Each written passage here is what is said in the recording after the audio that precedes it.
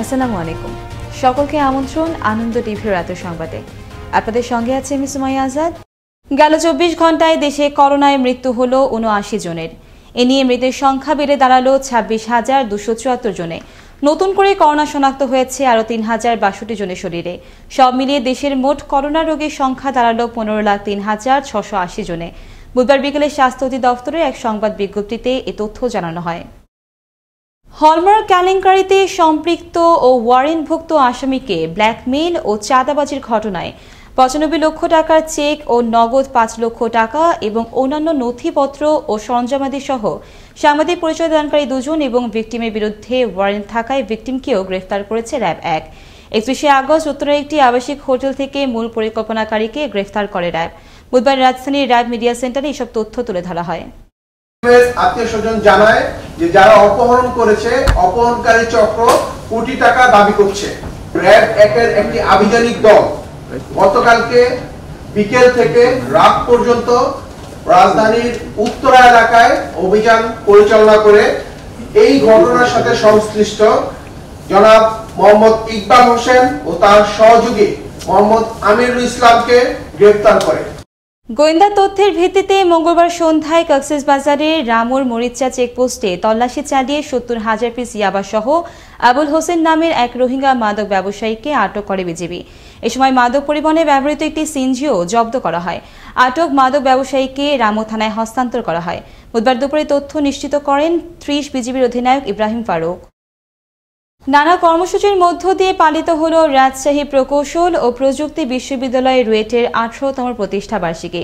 বুধবার দিবসটি উপলক্ষে সকালে রুয়েটের প্রশাসনিক ভবনের সামনে জাতীয় পতাকা ও বিশ্ববিদ্যালয়ের পতাকা উত্তোলনের মধ্য দিয়ে কর্মসূচির উদ্বোধন করেন রুয়েটের vice chancellor professor doctor Rafiqul Islam Sheikh. পরে বেলুন ও ফেস্টুন উড়িয়ে রুয়েটের নবনির্মিত আধুনিক মেডিকেল সেন্টারের উদ্বোধন করেন তিনি। এছাড়াও রুয়েটের অধিকতর উন্নয়ন প্রকল্পের আওতায় বঙ্গবন্ধু শেখ মুজিবুর রহমান হলের ঊর্ধ্বমুখী সম্প্রসারণের কাজ ও শিক্ষক ডরমিটরিরও ভিত্তিপ্রস্তর স্থাপন করা হয়। গেল রাতে নওগাঁর বদলগাছির খাপাড়া এলাকায় অভিযান চালিয়ে আফার নামের এক সন্ত্রাসীকে আটক করে জেলা গোয়েন্দা পুলিশ। এ সময় তার কাছ থেকে উদ্ধার করা হয় একটি করে পিস্তল, ম্যাগাজিন, 2 রাউন্ড গুলি ও 53 বোতল ফেন্সিডিল এবং মাদক বিক্রি 2,75,000 টাকা। বুধবার দুপুরে তথ্য নিশ্চিত করে নওগাঁ জেলা পুলিশ। সিরাজগঞ্জে যমুনা নদী সহ অভ্যন্তরীণ নদ নদীর পানি বৃদ্ধি অব্যাহত থাকায় প্লাবিত হয় জেলা নিম্নাঞ্চল ও চরাঞ্চল। এতে তলিয়ে যায় শিক্ষা প্রতিষ্ঠান সহ বিভিন্ন স্থাপনা। গেল 24 ঘন্টায় যমুনা নদীর পানি সিরাজগঞ্জ শহর রক্ষাবাদ পয়েন্টে 9 সেন্টিমিটার বেড়ে বিপদসীমার 49 সেন্টিমিটার উপর দিয়ে প্রবাহিত হচ্ছে। বাংলাদেশের বিমানবন্দরগুলোতে র্যাপিড পিসিআর ল্যাব স্থাপনের দাবিতে বুধবার দুপুরে সিলেটের প্রেস ক্লাবে সংবাদ সম্মেলন করল প্রবাসী কল্যাণ পরিষদ।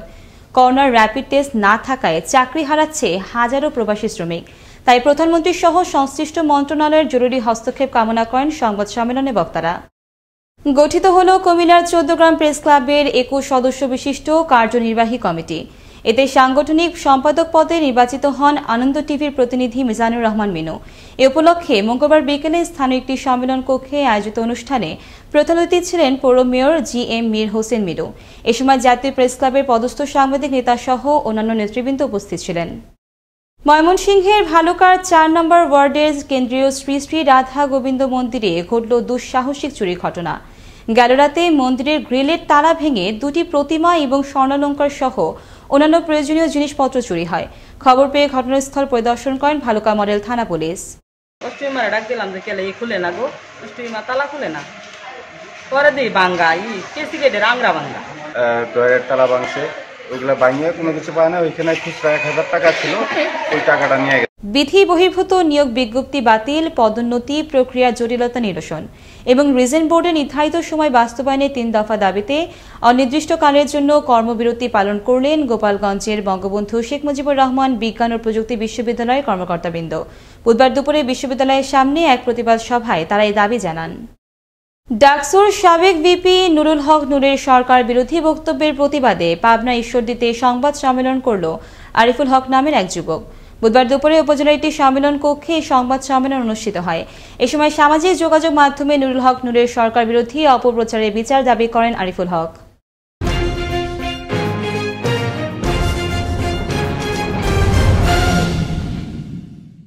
নীলফামারীর জলঢাকা উপজেলার পাঠানপাড়া বাজারে একটু বৃষ্টি হলেই সৃষ্টি হয় জলাবদ্ধতার, জমে হাঁটু সমান পানি।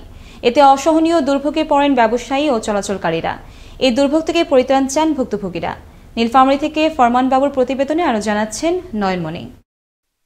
নীলফামারীর জলঢাকা উপজেলার পাঠানপাড়া বাজারে একটু বৃষ্টি হলেই জমে থাকে হাঁটু সমান পানি। চরম দুর্ভোগ পোহাতে হয় ব্যবসায়ী ও ক্রেতা বিক্রেতা সহ বিভিন্ন যানবাহন চালকদের। একটু বৃষ্টি হলেই সড়কটি রূপ নেয় বড়সড় পুকুরে। জলঢাকার পাঠানপাড়া বাজারটি মিরগঞ্জ ইউনিয়ন পরিষদের পাশেই অবস্থিত। প্রত্যন্ত এলাকায় এই বাজারে জলাবদ্ধতার জন্য পথচারী, ব্যবসায়ী এবং ক্রেতা বিক্রেতাদের প্রতিনিয়ত পড়তে হয় অসহনীয় দুর্ভোগে। একটু বৃষ্টি হইলেই পানি এক হাঁটু, দোকানপাট সব বন্ধ। আবার ওই যে অনেকে সার ভেজেছে, চাল ভেজেছে, দোকানের উপরও সব পানি উঠেছে। উপরস্থ কর্মকর্তাদের কাছে অনুরোধ জানাই যে খুব দ্রুত যাতে আমাদের একটা ড্রেন করে দেওয়া হয়। দীর্ঘদিন ধরেই ছিল সড়কের বেহাল দশা। বৃষ্টি হলেও পানি নেমে যেত, কিন্তু হঠাৎই দেখা দেয় বিপত্তি। জলাবদ্ধতায় স্থবির ব্যবসায়িক কার্যক্রম। বাঁধি দিয়ে পানি আটকে এমনভাবে আটকাইছে, পানি আমাদের ব্যবসা প্রতিষ্ঠান সব ধ্বংস হয়ে গেছে, নষ্ট হয়ে গেছে, তলেই যাচ্ছে। যে পানিটা এখানে যেভাবে যে ব্যবস্থা হোক না কেন, আমাদের সুন্দর বাজার সুন্দরভাবে যেন মানুষে খরচ করতে পারে। এদিকে দুর্ভোগের বিষয়টি অবগত রয়েছেন জেনে যথাযথ পদক্ষেপ নেওয়ার কথা জানালেন স্থানীয় ইউপি চেয়ারম্যান। পানি নিষ্কাশনের জন্য বিকল্প হিসেবে আমি একটি প্রকল্প ইতিমধ্যে প্রস্তাব রেখেছি আমার উপজেলা পরিষদে। এটি হয়তো আগামী 1-1.5 মাসের মধ্যে বাস্তবায়ন হবে। প্রতিনিয়ত জলাবদ্ধতায় বাজারের ভিতরে মোটরসাইকেল, সাইকেল এবং পণ্য বোঝাই গাড়ি সহ যাত্রীরাও পড়েন বিড়ম্বনায়। দ্রুতই সংস্কার হোক সড়কটি, স্বাভাবিক করা হোক পয় নিষ্কাশন ব্যবস্থা, দূর হোক দুর্ভোগ, ব্যবসায় ফিরে আসুক গতি। নয়নমণি, আনন্দ টিভি, ন্যাশনাল ডেস্ক। বুধবার বিকেলে ফরিদপুরের সদরপুরে বিভিন্ন রেস্টুরেন্টে ভ্রাম্যমাণ আদালত পরিচালনা করে জাতীয় ভোক্তা অধিকার সংরক্ষণ অধিদপ্তর। এ সময় অস্বাস্থ্যকর ও নোংরা পরিবেশে খাবার তৈরি এবং পরিবেশনের দায়ে 3 রেস্টুরেন্ট মালিককে ৩,২০০ টাকা অর্থদণ্ড প্রদান করা হয়। পুলিশের সহযোগিতায় ভ্রাম্যমাণ আদালত পরিচালনা করেন উপনির্বাহী কর্মকর্তা জিয়াউর রহমান।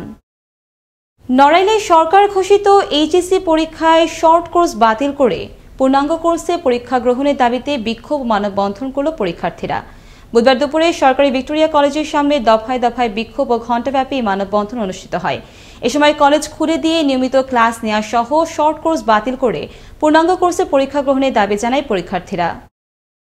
নারায়ণগঞ্জের রূপগঞ্জ উপজেলার পূর্বাচল উপশহর এলাকায় সৌদি প্রবাসীর গাড়িতে সংঘটিত ডাকাতি মামলার 7 আসামিকে গ্রেফতার করল পুলিশ। গেল রাতে নারায়ণগঞ্জের বিভিন্ন এলাকায় অভিযান চালিয়ে ঘটনায় জড়িত 7 ডাকাতকে গ্রেফতার করা হয়। বুধবার দুপুরে তথ্য নিশ্চিত করেন রূপগঞ্জ থানার ভারপ্রাপ্ত কর্মকর্তা AFM সায়েদ। দর্শনার্থীদের পদচারণায় মুখর নাটোরের উত্তরা গণভবন। সপ্তাহে আসছেন 50,000-এরও বেশি দর্শনার্থী, যেখানে আকর্ষণীয় কেন্দ্রবিন্দুতে রয়েছে বঙ্গবন্ধুর হাতে রোপণ করা হৈমন্তী ফুলের গাছ। এছাড়াও 300 বছরের ঐতিহাসিক এই ভবনটিতে এখনও সচল রয়েছে 200 বছরের পুরাতন ঘড়ি। নাটোর থেকে জাহিদুল ইসলামের তথ্য ছবিতে থাকছে বিস্তারিত। নাটোরের উত্তরা গণভবনে দেশের বিভিন্ন এলাকা থেকে আসা দর্শনার্থীরা প্রাচীন স্থাপত্যকলার এক অপরূপ নিদর্শন ঘুরে ঘুরে দেখেন। নাটোর শহর থেকে প্রায় 3 কিলোমিটার উত্তরে উত্তরা গণভবন প্রতিদিনই রয়েছে দর্শনার্থীদের জন্য উন্মুক্ত। প্রায় 300 বছরের ঐতিহাসিক এই রাজপ্রাসাদটি দর্শনার্থীদের জন্য উন্মুক্ত করে দেয় প্রতিদিন শত শত দর্শনার্থী এখানে ভিড় করছেন। এখানকার নয়নাভিরাম বাগান, প্রাচীন স্থাপত্যশৈলী, সুদৃশ্য লেক এবং ভাস্কর্য সহ অন্যান্য স্থাপনা পর্যটকদের করছে আকৃষ্ট। দেশ বিদেশে বিরল ও দুষ্প্রাপ্য প্রজাতির ফুল, ফল, ভেষজ ও শোভাবর্ধনকারী গাছের সমৃদ্ধ মজুদ রয়েছে এখানে। রয়েছে 200 বছরের পুরাতন ঘড়িটি, যা এখনও দিয়ে যাচ্ছে সময়। জেলা প্রশাসন এই ভবনের দায়িত্ব নেওয়ার পর উদ্ধার করা হয় এই রাজ পরিবারের সদস্য রাজকুমারী ইন্দ্রপ্রভা দেবীর অপ্রকাশিত সাহিত্যকর্ম। পাওয়া যায় তার লেখা 285টি প্রেমপত্র। কথা হয় দর্শনার্থীদের সাথে। বিভিন্ন স্থান ঘুরে দেখলাম, আমাদের হচ্ছে খুবই ভালো লাগতেছে। হ্যাঁ, আজকে প্রথম আসছি উত্তরা গণভবনে। মানুষের কাছে শুনতাম যে অনেক সুন্দর, আসলে অনেক সুন্দর। কেউ কেউ এসেছেন একাধিকবার, তবুও আসছেন বারবার। করোনাকালীন বন্ধের পর আবারও আসছেন দর্শনার্থীরা, উপভোগ করছেন মনোরম পরিবেশ। 3 বার হইলো আসলাম, এর আগেও আসছি, ভালো লাগছে দেখে আবার ঘুরতে আসছি। তো পছন্দ হইলো, যেটা আসলে এর আগে কেন আসলাম না, আরো আগে আসার দরকার ছিল। এদিকে নাটোরের উত্তরা গণভবনে নিশ্চিত করা হয়েছে স্বাস্থ্যবিধির বাধ্যবাধকতা, জানালেন এখানকারই একজন দায়িত্বপ্রাপ্ত ব্যক্তি। দর্শনার্থীরা এসে তার স্বাস্থ্যবিধি মেনেই এখানে চলাফেরা করতেছে এবং আমাদের গেটে স্বাস্থ্যবিধি মেনেই তাদেরকে ঢুকানোর ব্যবস্থা করা হয়েছে। সকাল 9টা থেকে বিকেল 5টা পর্যন্ত দর্শনার্থীদের প্রবেশাধিকার থাকে। সপ্তাহে অন্তত 50,000 দর্শনার্থী গণভবন দেখতে আসেন বলে জানিয়েছে নাটোর জেলা প্রশাসন, যেখানে মূল আকর্ষণের কেন্দ্রবিন্দু বঙ্গবন্ধুর হাতে রোপণ করা হৈমন্তী গাছ।